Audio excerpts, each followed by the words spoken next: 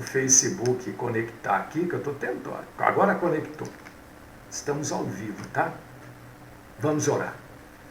Querido Deus, amado Pai, santo e poderoso Senhor da glória, bendito, tremendo, maravilhoso, justo, fiel, verdadeiro, único, não há outro. Não há outro Deus. E Deus não divide a glória dele com absolutamente ninguém e com nada. Então, se a glória de Deus está sendo dividida, isso é falso, porque Deus não divide. Principalmente com o homem. Né? Você acha que o homem, o que é um homem? Um homem é um comedor de arroz e feijão, né? Louvado seja o Senhor Todo-Poderoso e Maravilhoso. Te agradecemos, porque podemos mais um dia adorar o Senhor. Tanta gente está fazendo tanta coisa errada, tanta coisa deplorável, e nós resolvemos, de livre e espontânea vontade, dedicar esse tempo aqui ao Senhor. Graças nós te damos, ó Pai, porque é pela tua graça mesmo. Fala conosco, Senhor. Abre o nosso entendimento. Nós somos de entendimento curto, pequeno, mas o Senhor pode nos ajudar a entender, a compreender, porque só amamos quem entendemos, quem conhecemos. E queremos entendê-lo e conhecê-lo mais, para mais e mais te amar. Livra-nos, Senhor, da mentira. Esta é a oração que eu faço. No nome do nosso Senhor e Salvador, Jesus Cristo. Amém.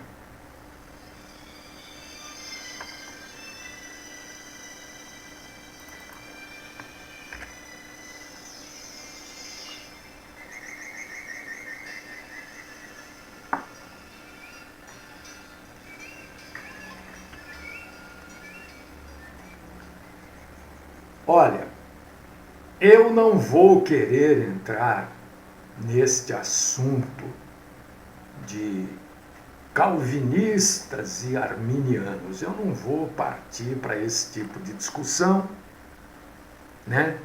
Mas vou fazer uma indicação, né, sobre o que creem os calvinistas, né? Calvino e Armínio, né? Existe uma contenda aí entre as duas correntes cristãs santas. Um segue em Calvino, outro segue Armínio. Uns são calvinistas, outros arminianos. Vamos abrir. Então eu não quero entrar nesse debate, tá? O que é certo? Quem é melhor? Calvino ou Armínio? Não quero entrar nesse debate de jeito nenhum. Aqui não, né? Vamos abrir a Bíblia, porque esse assunto é, daqueles palpitantes. 1 Pedro, capítulo 2, versículo 16. Lá no finalzinho da Bíblia, quase já no livro do Apocalipse, e é bom você saber disso, que nós vamos abordar hoje. Porque sempre vai ter alguém vindo contra. Não é assim. Não, porque não sei o quê, né? Então você tem que saber as coisas. Como é que você vai amar Deus se você não conhece a vontade de Deus? Você não conhece Deus. Tem gente que, porque eu amo a Deus, eu amo Deus, mas não, você conhece Deus? Pronto, já. Né? Tem gente que você pergunta assim, como é Deus? Aí a pessoa começa a descrever Deus. Deus é um senhor assim, que está no céu, Ele é assim, Aí você vai ver como isso não é Deus que você está falando. Onde você viu isso? Deus é espírito. Deus não tem forma, Deus não é moço nem velho. Não é branco nem preto, nem negro. Meu Deus, não pode falar preto agora, é negro. Me desculpe. Não é homem nem mulher. Deus não é japonês nem australiano, nem francês nem latino. Deus é espírito. Então, representar Deus como mulher, por exemplo, como eu já vi, é uma bobagem. Não está ofendendo Deus, está mostrando a ignorância. Porque Deus não tem sexo. Deus criou o sexo masculino e feminino, e Deus só criou esses dois sexos, masculino e feminino, para que juntos eles criassem uma outra pessoa, do sexo masculino ao feminino. Deus cria sem o sexo. Deus criou Adão e Eva e não fez sexo. Ele fez Adão e Eva para fazerem o sexo, para a procriação e para o bem-estar, a alegria. O sexo é para isso. Sexo é pecado? Mas de jeito nenhum. Que loucura! O pecado de Adão foi ter feito amor com Eva. Não fala bobagem. Não fala bobagem. Da onde você tirou isso? Entendeu? Então vamos lá, vamos conhecer Deus e vamos nos conhecer. 1 Pedro, capítulo 2, versículo 16. Olha o que está escrito aqui. Primeiro eu preciso achar aqui, né? Está aqui. Vamos ver? Como livre que sois, não usando, todavia, a liberdade por pretexto da malícia, mas vivendo como servos de Deus.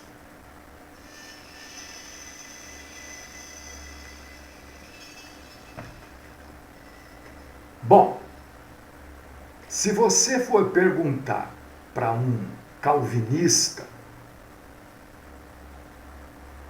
tem gente que nem sabe o que é isso, né? Tem igreja que nunca citou o nome de Calvino, nem de Armínio, né? É assim. Essas igrejas aí, ó, eu vou contar uma coisa para você, viu? Mas tudo bem. Se você for perguntar para um calvinista, olha, me explica aí. Então você precisa tomar muito cuidado, muito, mas muito cuidado, para quem você pede explicação. Muito cuidado, extremo cuidado,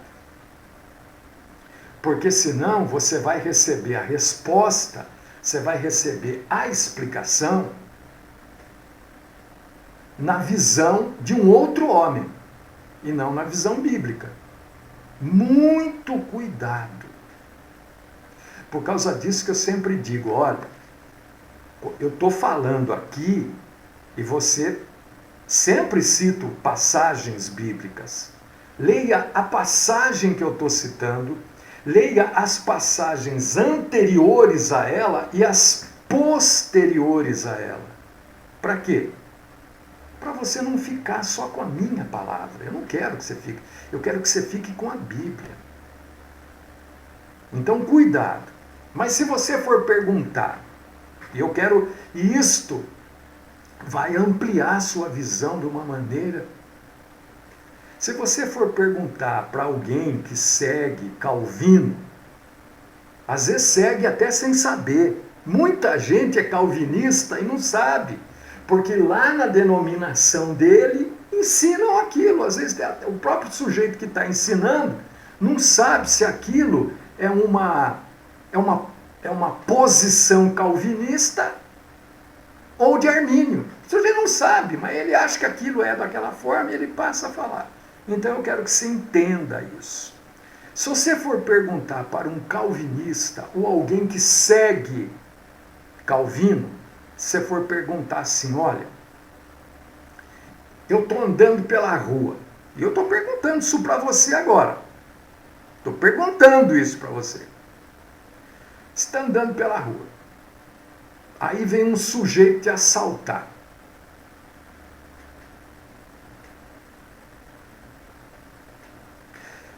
Você pode ser protegido deste assalto.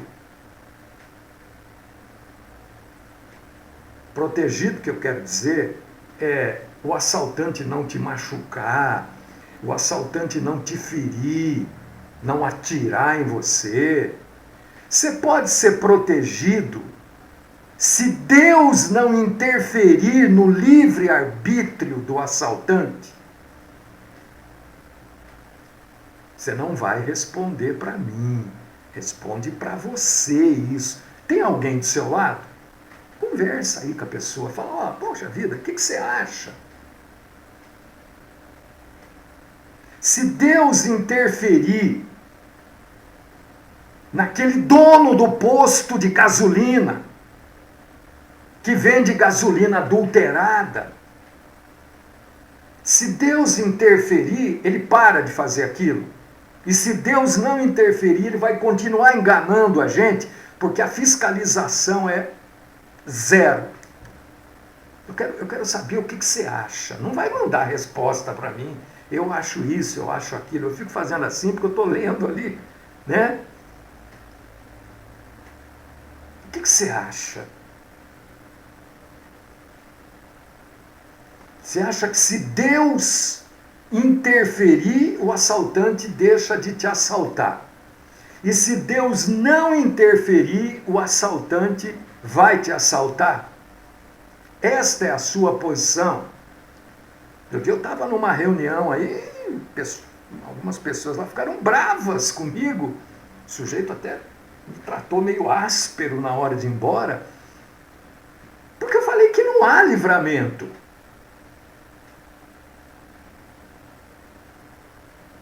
A questão é essa.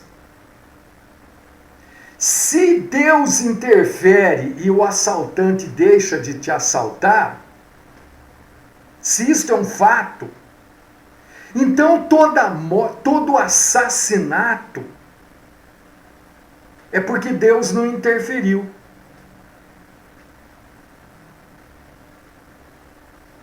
E aí Deus passa a ser responsável pelo ato do criminoso, do bandido, do assaltante. Se Deus interfere, é intervenção de Deus, é livramento de Deus. Se Deus não interfere, então Deus é culpado, ora. O homem deixou de ser culpado. Porque Deus pode interferir e não interferiu. Deus pode livrar e não livrou.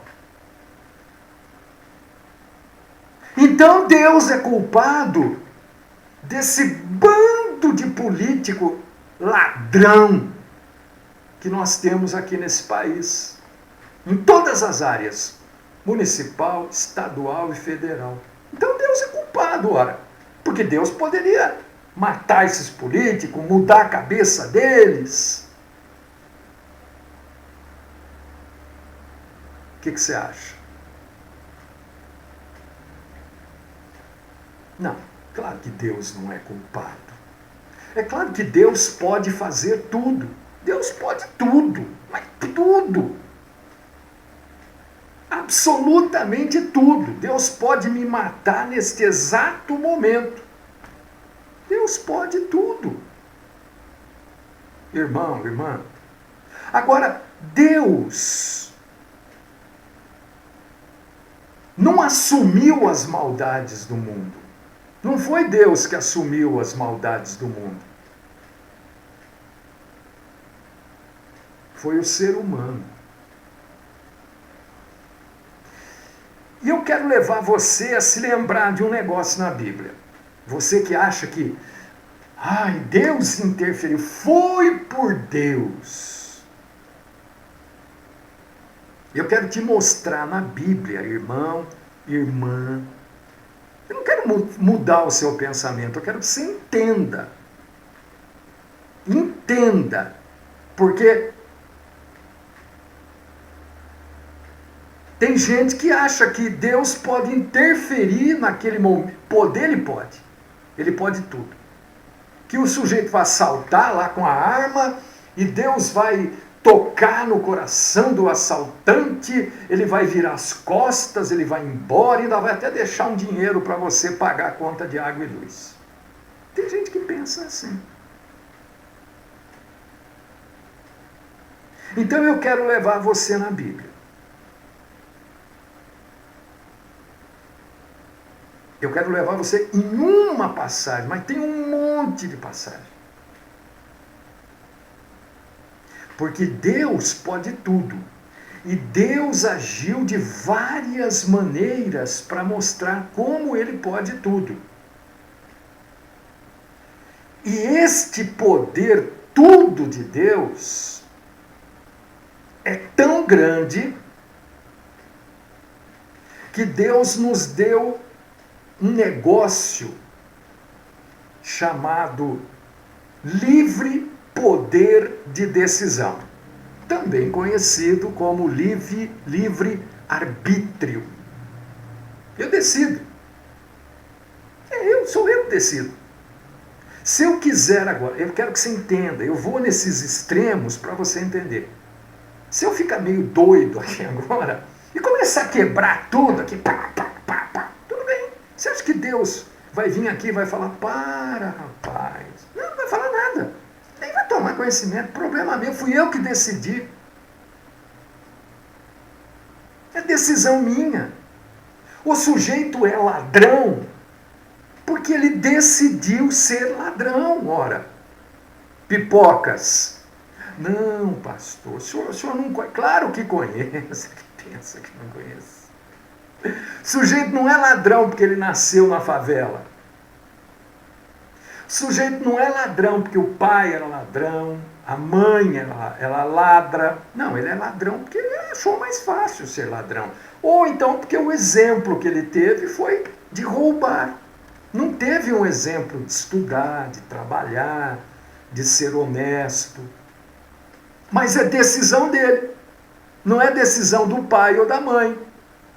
É dele. E eu quero levar você a entender que isso não é com Deus, isso é com a gente.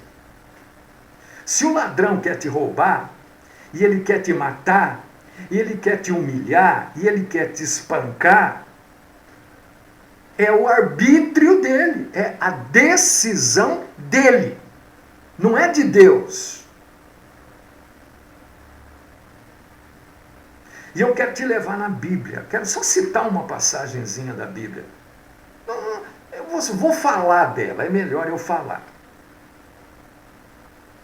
Certa vez, um rapazinho, acho que tinha 16, 17 anos, chamado Davi,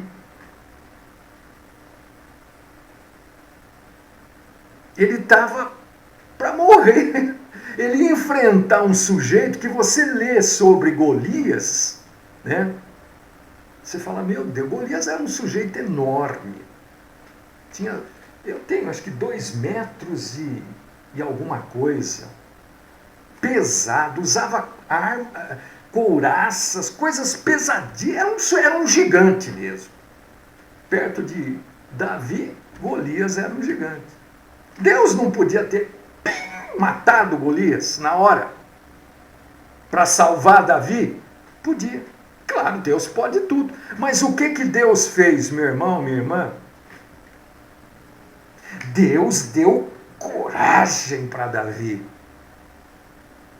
Para Davi enfrentar Golias. Deus fortaleceu a fé daquele rapazinho para ir lá enfrentar. E não foi enfrentar com espada, com metralhadora. Não, foi enfrentar com alguma coisa, né? Tipo um estilingue. Que loucura, né? É uma funda, mas é tipo estilingue. Uma pedra. Claro que Deus poderia ter feito isso diferente, mas aqui mostra que Deus deu coragem para Davi. E não resolveu o problema de Davi. Davi, vou te dar coragem, você tem que ir lá e resolver o problema. Por quê? Porque existe um negócio chamado responsabilidade humana. E Deus nos deu a responsabilidade humana junto com o tal do livre-arbítrio, o poder de decidir. Ah, pastor, mas Saulo foi derrubado do cavalo e não sei o que, ficou cego. Mas ele não era obrigado. Ele foi lá porque ele quis ir. Ninguém foi obrigado a seguir, ninguém é obrigado a seguir Jesus. Ninguém é obrigado a crer em Deus. A pessoa crê porque ela quer, porque ela se sente necessitada, perdida. Nós não somos robozinhos. Deus não interfere na sua vida assim, tipo, olha, manda esse currículo lá para aquela empresa. Não existe isso. Hoje você vai sair de azul. Tem gente que acredita nisso. Hoje você põe terno porque você vai encontrar, você não sabe, mas você vai encontrar não sei quem, não sei quem, não sei quem. Você não sabe, mas eu sei. Tem gente que acredita nisso. O livre-arbítrio que Deus nos deu lá no Éden, que é o poder que a gente tem de tomar decisão. Você tem esse poder. Você não é robô que está programado para fazer só aquilo. A hora que você bater, você vira para a direita ou para a esquerda, para onde tiver mais fácil. Continua em frente. Você não é robô. Você decide. E esta decisão ela é livre, por causa disso que chama de livre decisão. Você não é obrigado a nada, você não é obrigado a escolher uma determinada opção. Você pode escolher a opção errada. E a gente normalmente aprende muito mais quando erramos. É claro que o livre-arbítrio existe. É claro que Deus não vai impedir o ladrão de te roubar, não. Por quê? É opção do ladrão te roubar. É opção. É opção do político ser safado, ladrão, enriquecer às custas do erário público. É opção dele. Não fazer nada. Empregar um monte de amigo e parente é opção dele. Não é Deus. Ele, através do livre-arbítrio, da livre decisão dele, resolveu assim. É claro, é óbvio que existem fatores que eu prefiro chamar de circunstâncias, que nos levam a tomar determinada decisão, a optar por determinada escolha, a nos influenciar. Mas a Bíblia ensina que cada pessoa pode tomar a decisão que quiser e ela é responsável por essas decisões. É claro que a gente sabe, no caso de um ladrão, por exemplo, ontem eu estava vendo esses, que eu gosto de ver à tardezinha, começo da noite, um sujeito lá, parece que matou não sei quem, e ele já tinha 10 processos. E tinha uma pessoa do meu lado, falei assim, como é que uma pessoa com 10 processos pode estar solta? Não é culpa da polícia, é culpa do judiciário, que tem que julgar, tem que agilizar, tem que fazer alguma coisa. Não pode ficar sentado em cima de 10 processos. Agora ele matou uma pessoa, agora ele tem 11.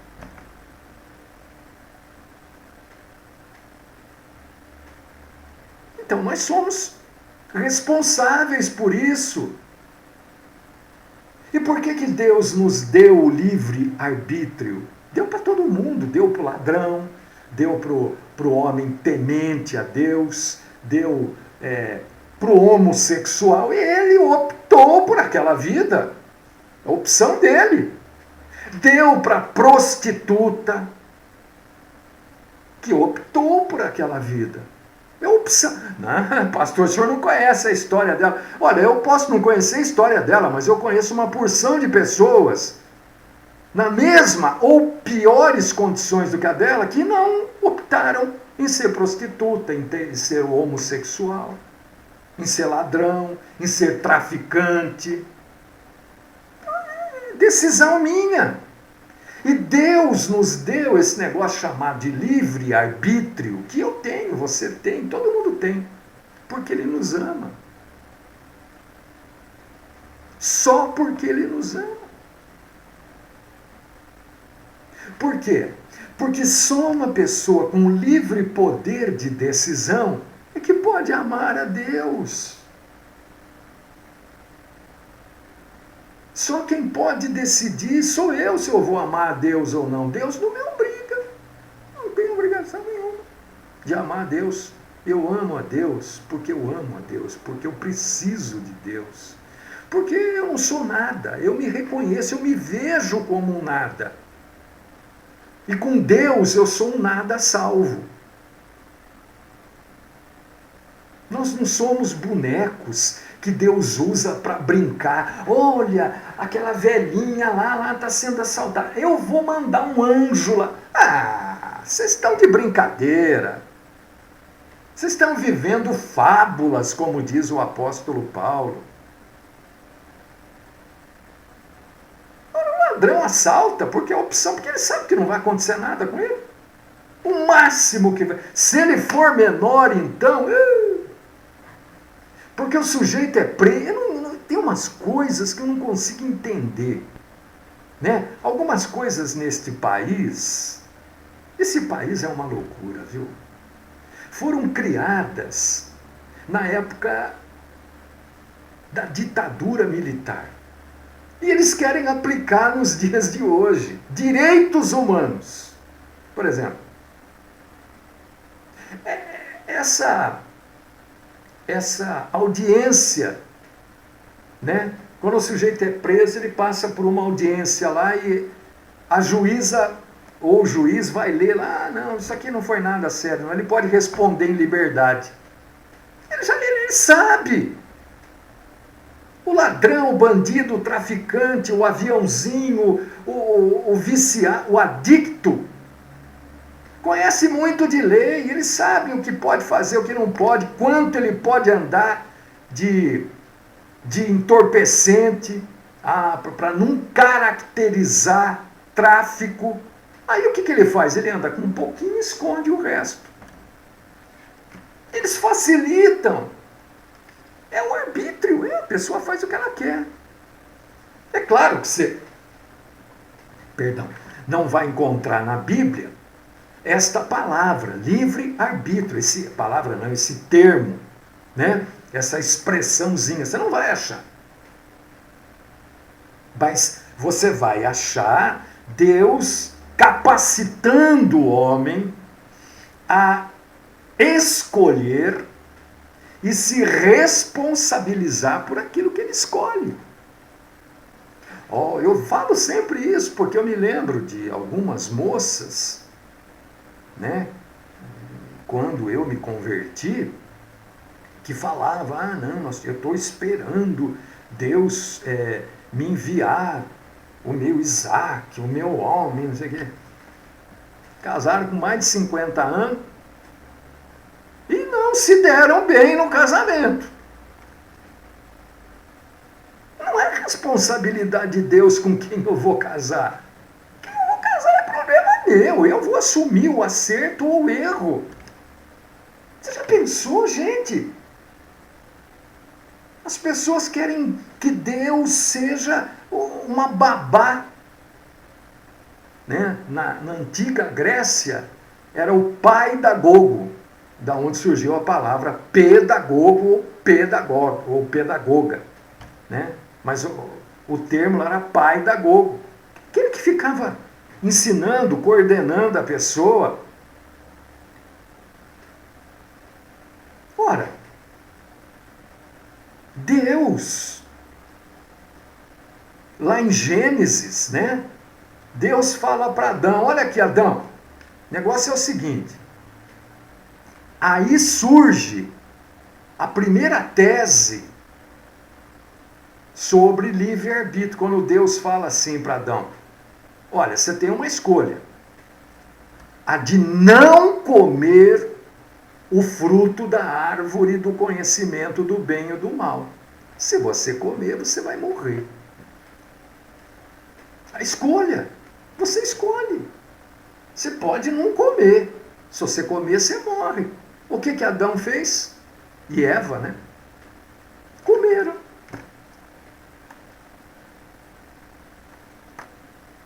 Isso já mostra que nós não somos robôs, nós não somos programados, nós somos capazes de tomar decisões reais. E essas decisões afetam as nossas vidas e as vidas de pessoas ao nosso redor. Se você quiser trabalhar, você trabalha. Se você não quiser, você não trabalha. Se você trabalhar, as pessoas que dependem de você vão viver um pouquinho melhor. Se você não trabalhar, essas pessoas vão passar necessidade. É decisão sua. Não é Deus que vai mandar um sujeito vir na porta da sua casa, toque, toque, toque. Olha, você está querendo trabalhar? Eu tenho um emprego, assim, assim. Não, é você que tem que correr atrás.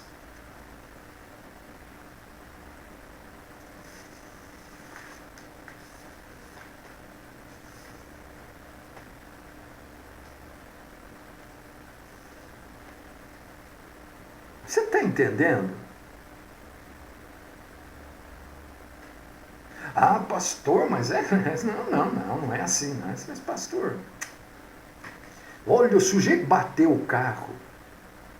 Ele não morreu por Deus, ele não morreu porque Deus capacitou o homem a produzir carros mais seguros, que infelizmente a indústria automobilística nacional, né, não produz carro seguro, né? Na Argentina, não sei se você sabe, tem carro mais seguro que no Brasil. Mas existe um negócio chamado circunstância. Então nós escolhemos. É claro que Deus manda em tudo, meu irmão, minha irmã, mas isso não anula o nosso poder de decidir. E Deus nos responde, entenda isso, você é responsável pelas escolhas que você faz. Eu sou responsável pelas escolhas que eu faço. Vamos abrir a Bíblia? Vamos em Romanos. Cadê você, Romanos? Está aqui. Capítulo 9, versículos 19 e 20. Olha só. Tu, porém, me dirás, de que se queixa ele ainda? Pois quem jamais resistiu à sua vontade? Quem és tu, ó homem, para discutires com Deus? Porventura pode o objeto perguntar a quem o fez, por que me fizeste assim? Deus é soberano, aqui está falando da soberania de Deus. Quando fala da soberania de Deus, diz, não está falando que Deus vai tomar conta do nosso livre-arbítrio. Quando fala da soberania de Deus, está dizendo o quê? Que nós podemos confiar nesse Deus. Nós podemos ter plena confiança decidir. Mas confiar como? Na justiça dele, ele é justo.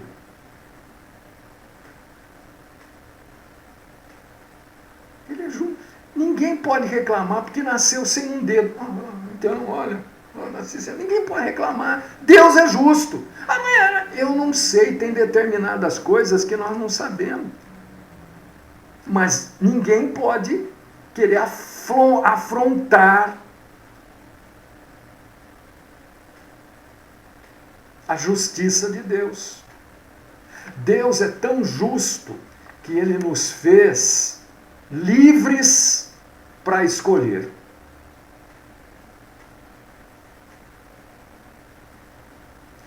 E nos fez responsáveis por aquilo que nós escolhemos. Você quer? Eu vou sempre no limite, né? Para as pessoas entenderem. Você quer subir numa torre aí de alta tensão? Eu nem sei se a pessoa consegue subir, se não morre eletrocutada antes, eu não sei. Bom, vamos falar de um prédio. Você quer subir no prédio mais alto da sua cidade e pular de cabeça? Suba e pule. Problema seu. Você pensa que Deus vai mandar os anjos dele para vir pegar você e descer você que nem uma pluma, assim, até o chão? Passa isso pela tua cabeça? Você vai cair de cabeça, porque não vai acontecer isso. Nós somos responsáveis pelas nossas escolhas. Agora, Deus é soberano em tudo. Uma coisa é uma coisa, outra coisa é outra coisa. Uma coisa é o nosso livre-arbítrio, a gente poder decidir e ser responsável. Porque o maior problema do livre-arbítrio é que a gente é responsável por ele. Este é o problema. Não é Deus que vai se responsabilizar. É aquele que tomou a decisão. É aquele que usou do livre-arbítrio. Ah, pastor, mas e aquela pessoa que ia viajar de avião e na última hora não foi e o avião caiu? E os outros todos que foram?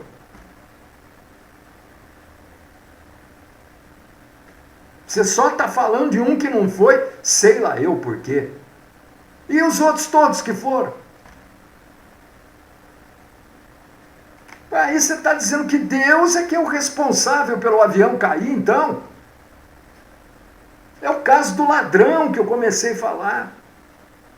Se Deus, se o ladrão vai roubar você e no meio do roubo ele resolve não te roubar, sei lá eu por quê,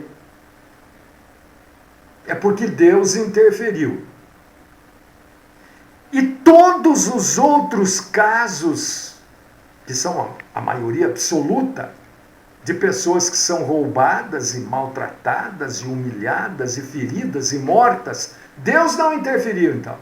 Aí Deus é culpado. Então, neste caso do avião, Deus é culpado por todas as pessoas que morreram. Não é isso.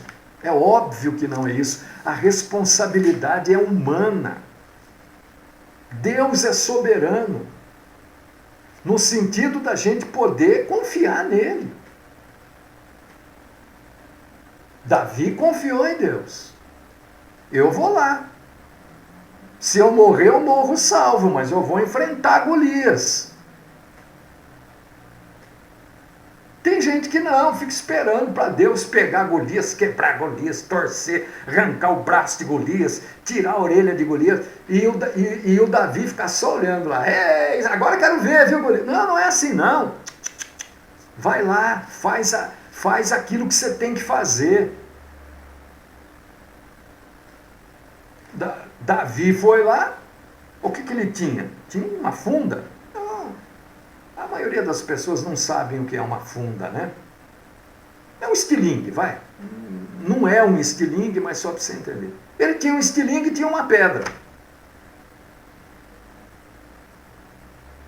Ele vai lá e deu uma estilingada na testa do Golias. Golias não morreu.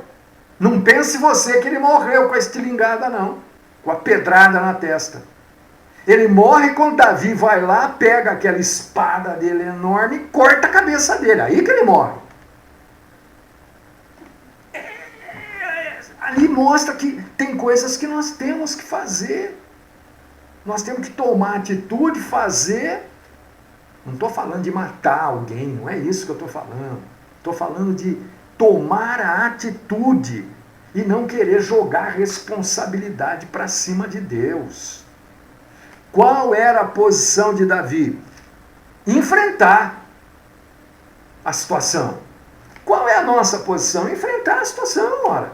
Da melhor maneira que a gente pode, consegue. Qual a maneira que a gente pode, consegue? Não sei. Na hora que nós vamos ver. Eu não sei nem qual é a situação. Né? No caso de ser assaltado, por exemplo, é entregar tudo.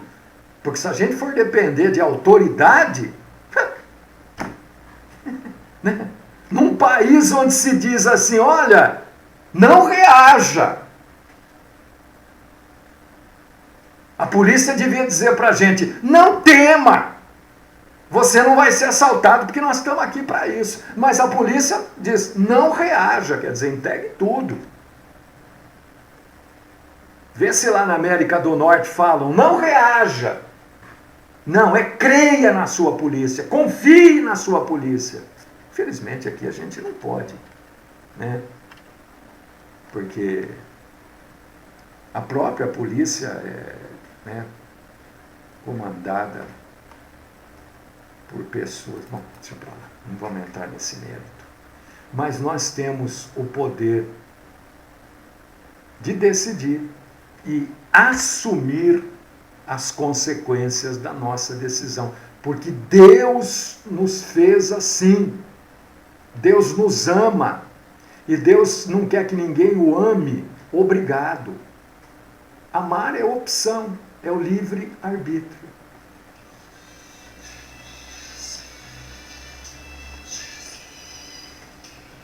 Amado Deus, querido Pai, poderoso, santo, maravilhoso, tremendo Senhor, ajuda a mim e aos meus irmãos a termos um entendimento desta situação tão delicada, tão, às vezes, tratada como conto de fadas, né?